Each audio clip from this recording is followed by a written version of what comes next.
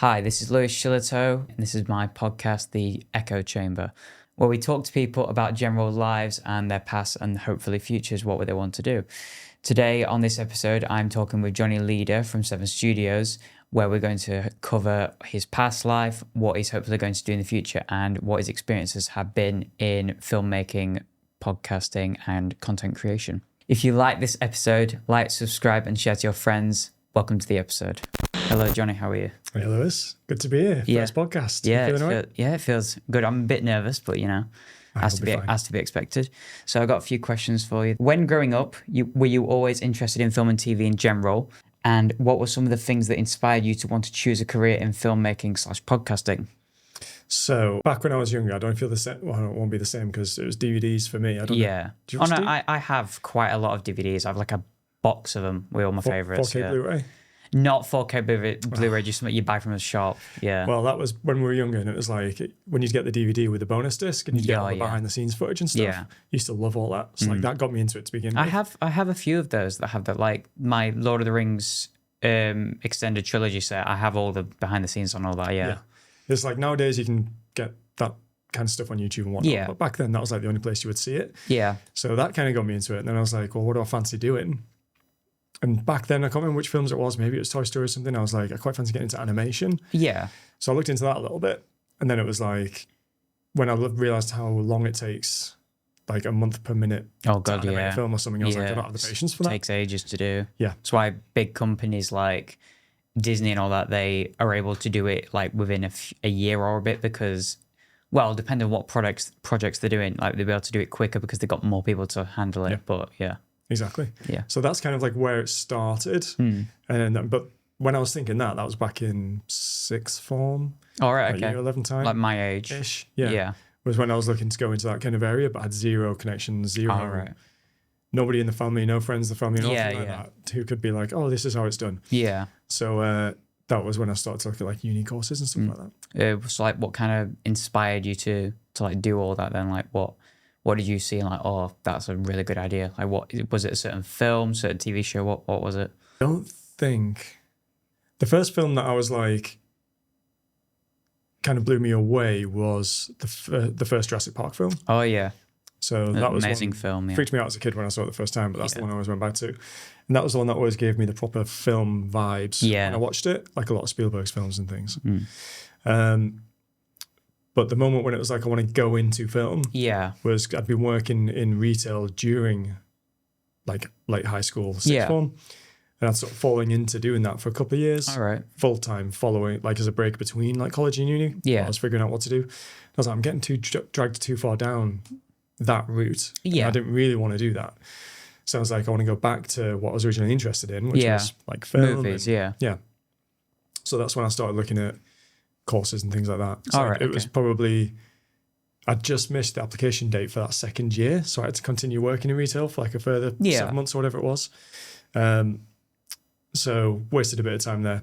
But that was like the turning point when I was like, no, I'm going to cut this off and go in this direction. Yeah. And then it was just a case of finding uni and a course that works. Nice. Yeah. So where did you go to study filmmaking and production or whatever film kind of course it was at university? And laptop's gone off. And do you think that the skills you learned there help you to prepare to work in like those large scale productions in future? No. Really? Would be the short answer. All right. So the course was great. Uni was great. Yeah. Which uni was it? So that was Preston in Lancashire. All right. UCLan, University of Central Lancashire. Nice place. Yeah. They not long had built their media hub. All right. Or the media building. Yeah. So they had like a bunch of large studio spaces and things like that. Like new kind of tech stuff. Yeah. That was good then. They had 3D tracking cameras, large green screens. Nice. I can't remember exactly what cameras were used there, but it all got outdated pretty quick. What we were being taught both from a software and hardware and workflow perspective. Yeah. By second year, even just by being kind of more up to date online with what other people were doing in the field and freelancers and that kind of thing, you just saw that it wasn't right what was being taught. So the only lessons from a socially, university was great. Still friends with everybody there that like to this day. But does that include Jordan? No, I didn't know Jordan back then. Oh. So that was so I always get approached by people like, oh, my son wants to do this, my kid wants to do this. Yeah.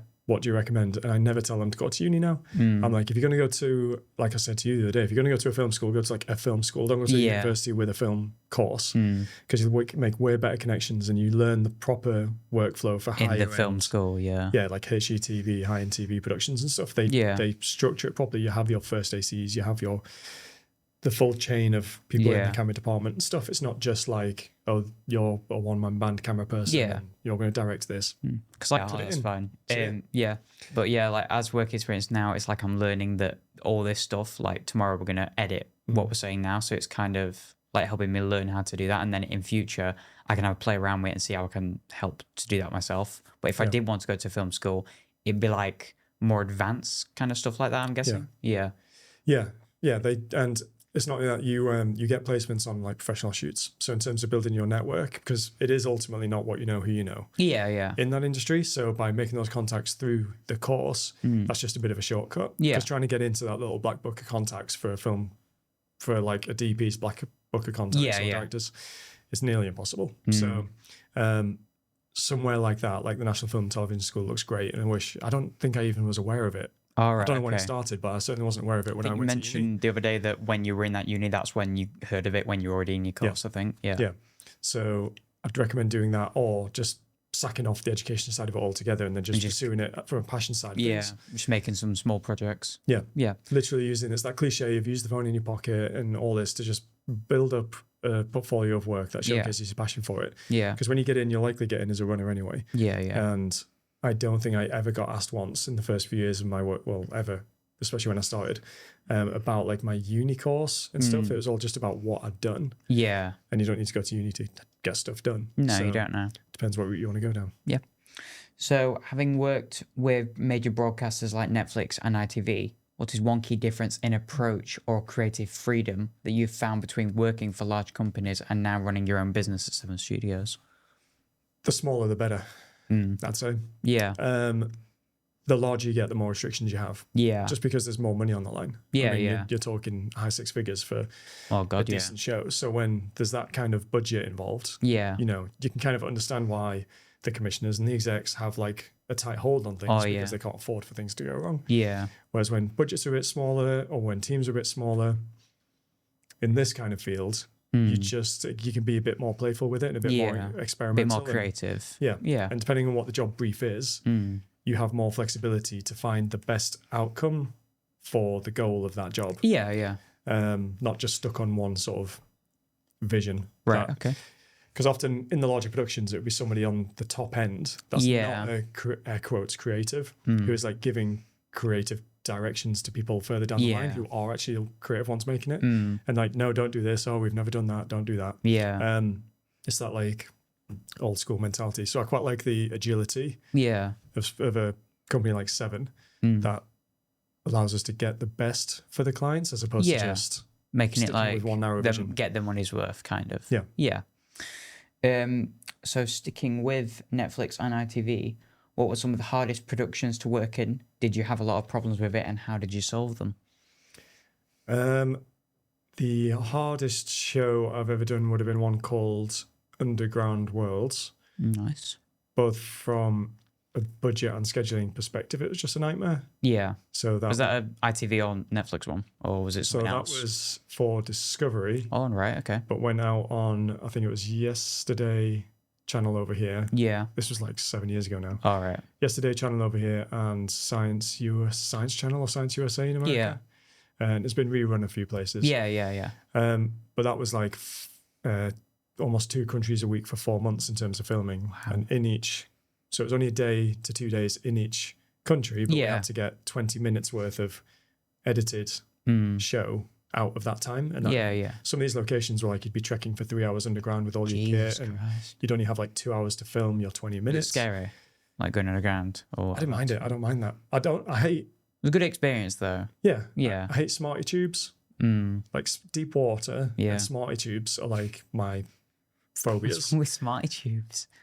Not like the sweet smarty tubes. Oh, right. I was like caving smarty tubes. Oh, right, okay. There might be a name for them. We knew them as smarty tubes. Where it's so tight, you've literally just got to shuffle through with your shoulders. Oh, yeah, I know what you mean. Oh, God, they're really bad. Feel. But I've been in, like, for that show in all kinds of underground places, and it doesn't bother me. It wasn't as like tight as that. Yeah, no, these were like vast underground spaces. Nice. So it just felt weird being in spaces that big underground. Didn't feel like you were underground. So, but from a scheduling perspective, it was just me and an assistant producer on the road. And we had an assistant producer in the office trying to line up professionals and stuff to interview for these shows. Yeah. And we often wouldn't find out who it was until we landed. Yeah. And we were on our way to the location. So we were having to like script. Get debriefed like last minute. And do background checks. Yeah, on these people. Like, I've got my laptop on my luggage case in the airport trying to script while boarding the flight and on the phone to the office. Yeah. And then you'd land there and the rental car wasn't booked. So I'd have to put it on my own credit card, and then you'd get to location and there'd be permits that weren't in place or this, that, and the other. It's like that was mental. Yeah. And we actually changed assistant producer on that because they just couldn't hack the schedule and whatnot. It was tight. And but when you're a PD on it, producer director, and high you up, you don't want to be like, this is too much, I'm leaving. Because you kind of want to see it through. You have some like ownership on it. Yeah, yeah. So it was good. I'm glad I did it. It's also one of the most interesting shows I've done from a filming perspective. Really enjoyed it. But also one of the hardest now. I've never done it again. So yeah. Nice. So what is one project you are particularly proud of from your time working with giant companies such as Netflix and ITV? And how does the approach of storytelling in those productions compare to the content you make here at Seven Studios? The proudest show? Have I stumped you there with that question? Yeah, because I've got a lot to go through. Yeah. You can list off a few if you want. If you can't name number one, you can list off a few good ones. I'll have to think for a sec. You were right, Jordan. These questions would stump him. Proud. Normally you're just proud to finish a show because people don't know how mental it is to make a show. Yeah. Like just starting day one, it feels like it's such a big journey. But then when you're done, it's like it's such relief, but also like proud of yourself, I guess. Yeah. God, I really have stumped him. Yeah. I'm trying to think, like there's a few crime shows and stuff where I'm thinking of big shows I'm proud of. Yeah.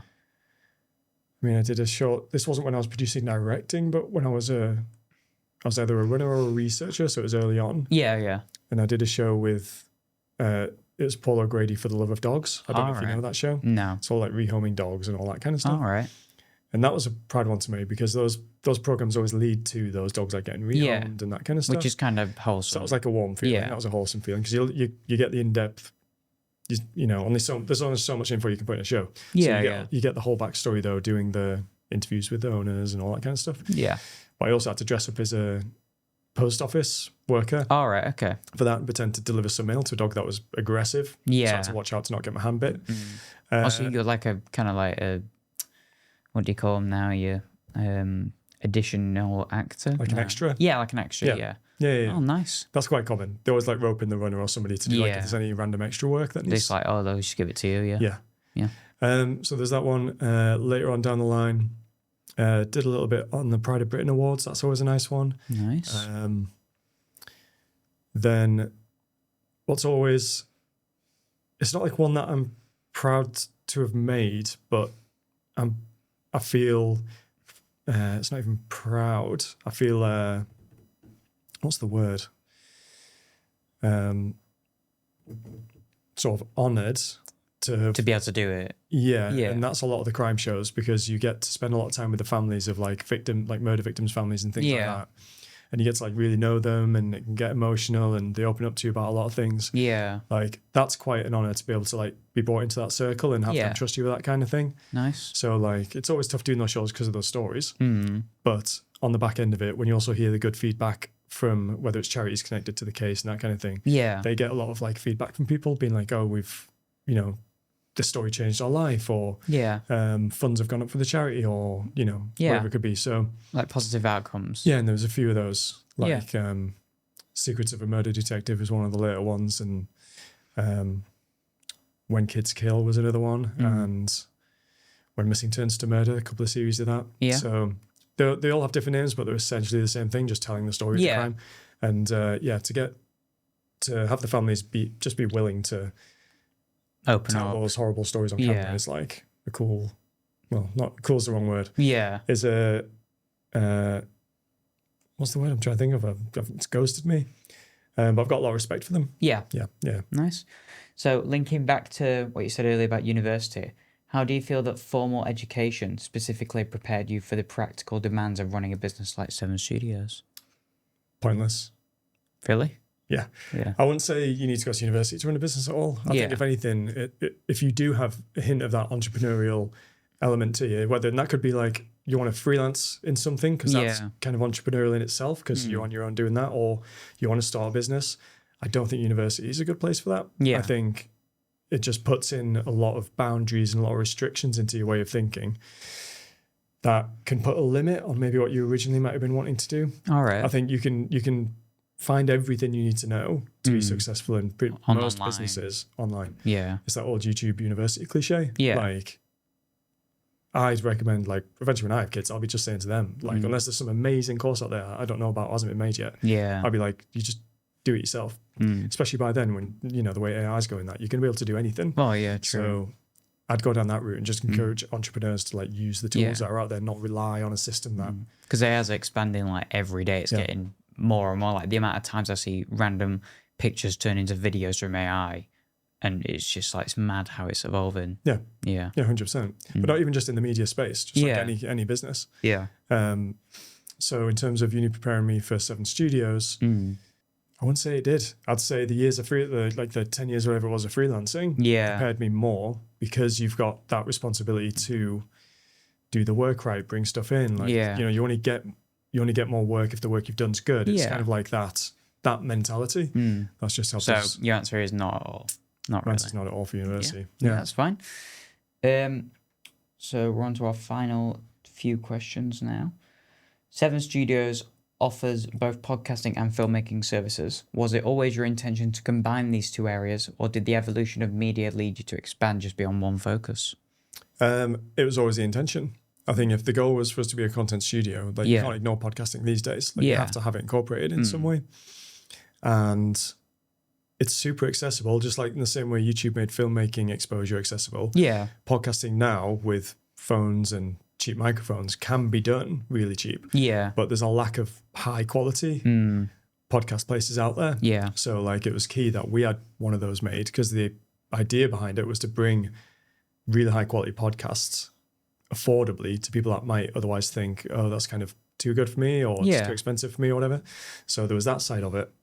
And then in terms of the content creation, it just ties in with general filmmaking. So how do we offer that and make that digestible to customers? So you've got like, okay, podcasting is one chapter. You got the content studio next door with the Infinity War, which is another. External filming, which people understand from a marketing perspective. You go to their business, you film stuff. Yeah. And then eventually there'll be the sort of the development of the Film 7 side or whatever we end up calling it, which is more like the digital first original IP production side of things. Yeah. To be a bit more like a international content producer on a larger scale. Yeah. Are you hoping to expand like to other places if you get the chance to in the future? Or? Yeah, that's the goal. Yeah. Like we're here in Doncaster HQ. And I don't know where the next ones will be exactly, but we're already sort of talking about a couple of locations for the next franchises of the business. Nice. The key thing is just nailing down here in terms of being able to blueprint the tech stack and stuff to be able to send elsewhere, as well as the work ethos. Yeah. Like if you ever go to other podcast studios, you'll see they'll either be too booked up to treat you as a person. It's just, okay, you're in, right, do your thing, right, get out. Yeah. There's no like humanity there. Yeah. And one of our key things is we don't want somebody running one of these studios that's like that. It's about, you got to get to know people a bit. You got to chat to them. You got to... Like from me being here in the past like 2 days, I know you guys, like you're really friendly. You're asking how I am. You're kind of doing casual chat and then helping me also learn these skills and everything. I just think that's really nice. It's just the right way to do it. I think it is. Yeah, you've got to treat them like that. Like they're a nice person. Like even though you don't know them at all, you need to treat them like kind of like your friend. Like when you're doing all this, You see like a lot of businesses focusing on like the McDonaldification of the business, and it's all about efficiency and how quick can you get things turned around and get people. It's not always about that because people sometimes don't like that. Like it's a good thing for like the business and the economy and whatever, but it's also how the customers feel. You got to show that because if you don't get their loyalty, it's not going to run well for the business. Yeah, exactly. There's a balance, and I think we've got it right. Yeah, you have. Yeah. So now, final question. Looking towards the future, what are your aspirations or goals for Seven Studios in, let's say, the next 5 years? Are there any new technologies you want to use or places / people you want to work with?